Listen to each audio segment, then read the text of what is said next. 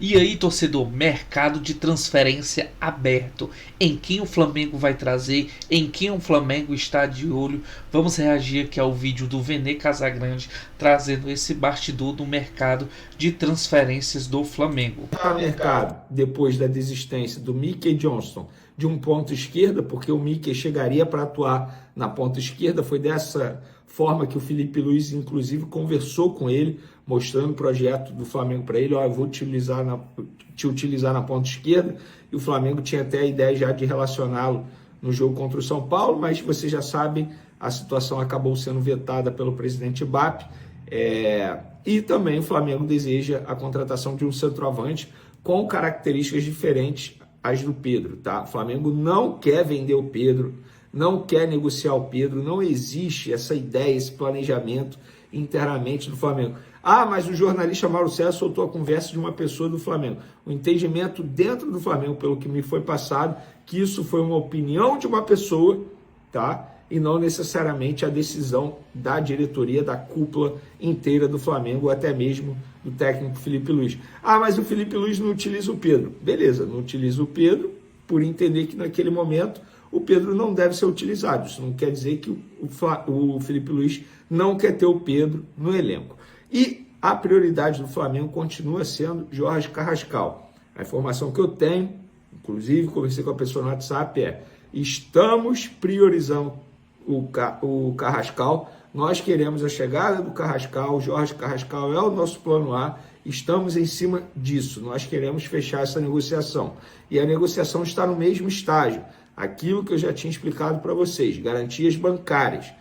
Teve um atraso de dias por conta da situação interna, depois da conversa do José Boto com o BAP, tudo se normalizou, então o Flamengo está tentando a contratação de Jorge Carrascal. Vene e o Barco, Ezequiel Barco, a mesma situação, ele é plano B caso o Carrascal não venha. O Flamengo quer o Carrascal. Se o Carrascal não vier, o Flamengo vai atrás do Barco. Mas, Vene, por que não vai logo atrás do Barco? O Barco é melhor que o Carrascal. Na visão da diretoria, da comissão técnica, Felipe Luiz, o Carrascal tem características mais importantes nesse momento, a parte física. É um jogador que consegue fisicamente entregar mais, intensidade. Além disso, é um jogador mais barato. O Flamengo vai pagar 12 milhões de euros nele, se efetuar essa contratação. O Ezequiel Barco seria, no mínimo, 15 milhões de euros. Além disso, o salário seria muito maior também e características diferentes. Então, por isso, o plano A é o Carrascal. E quando a gente fala plano A e plano B, não necessariamente são dois jogadores que fazem a mesma função. Mas é isso, galera. Trazendo esses bastidores do Flamengo, né? Dizer para vocês que a situação do Pedro, minha opinião, tá? O Felipe Luiz pode dizer que quer o Pedro, mas mostra isso totalmente diferente na escalação e no estilo de jogo dele. Então ele pode falar o que quiser, mas prova ao contrário. Isso aí é a situação Pedro. Vamos reagir também o pessoal da Jovem Pan, trazendo os bastidores de como está a situação do Boto no Flamengo. Vamos lá. Longe. Estão putos com o Boto. Essa é a verdade. Putos.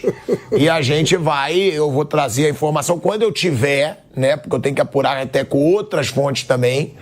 Eu saí aqui até do programa para falar, né, com uma fonte fortíssima dentro do Flamengo. E o que me foi passado, eu não posso falar tudo ainda, porque eu vou ter que apurar, inclusive, de decisões do Boto polêmicas ali no futebol.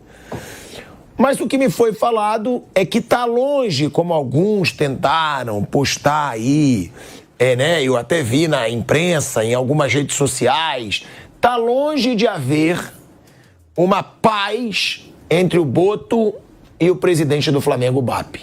Tá? O BAP estaria insatisfeito com algumas situações aí no trabalho do José Boto. O José Boto também está incomodado pela sua falta de autonomia.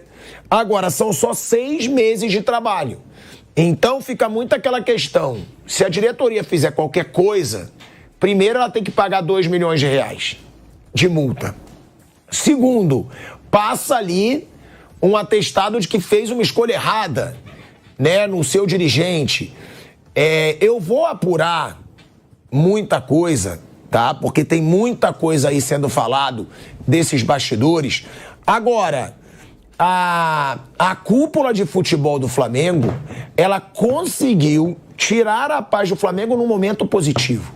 É isso que a gente fala. E não é um momento bom ainda. Eu sei que saiu, que foi resolvido, que o Boto vai ficar. Mas é óbvio que foi resolvido e que o Boto vai ficar.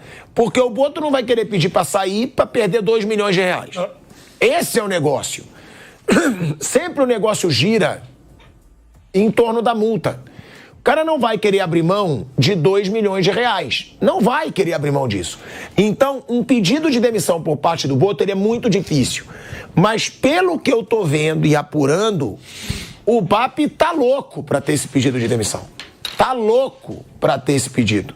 Porque ele tá incomodado com algumas situações que eu ainda não vou trazer aqui, porque eu preciso apurar mais, não dá para escutar só uma fonte. Mas se o BAP não tivesse que pagar uma multa de 2 milhões de reais em caso de demissão, eu acho que essa já teria sido a decisão dele.